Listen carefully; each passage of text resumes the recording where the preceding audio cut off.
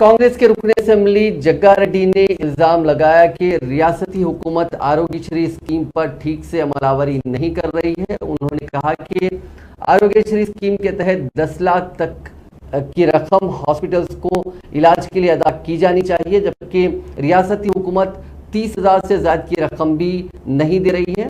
साथ ही उन्होंने वाई शर्मिला को भी तनकीद का निशाना बनाया और कहा कि वाई शर्मिला कभी भी तेलंगाना की वज़ीर आला नहीं बन सकती। इसीलिए उन्होंने वाई शर्मिला की वादा विजयम्मा को मशवरा दिया कि वो उन्हें शर्मिला को आंध्र प्रदेश का वज़ीर आला बनाने के लिए जगनमोहन रेड्डी से बात करें। ఒక 10,000 నుంచి ఖర్చు ఒక పేదవాడు కానీ ఎవరైనా సరే ఒక కార్పొరేట్ హాస్పిటల్కి ఎక్కడ పోయినా సరే 10,000 ఖర్చు నుంచి మొదలుకుంటే 20 లక్షల వరకు కూడా ఆరోగ్యశ్రీ పథకం ద్వారా పేదవాడికి ఆరోగ్యము మంచిగా చేసుకునే అవకాశం కాంగ్రెస్ పార్టీ ప్రభుత్వం ఉన్నప్పుడు ఉండే.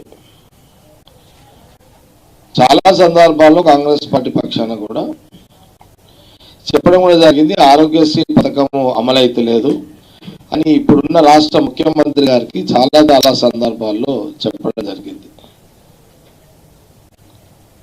ఇప్పుడు మేము గ్రౌండ్ లెవెల్లో ఫీల్డ్లో చాలా అబ్జర్వ్ చేయడం జరుగుతున్నది. మేము అంటే నేను సంగారెడ్డి శాసనసభ్యునిగా మేము కొంత హాస్పిటల్కి సంబంధించి కొంత పేద ప్రజలు పడుతున్న ఇబ్బందుల గురించి ఈ డబ్బులు లేక ట్రీట్మెంట్కి అందలేక చాలామంది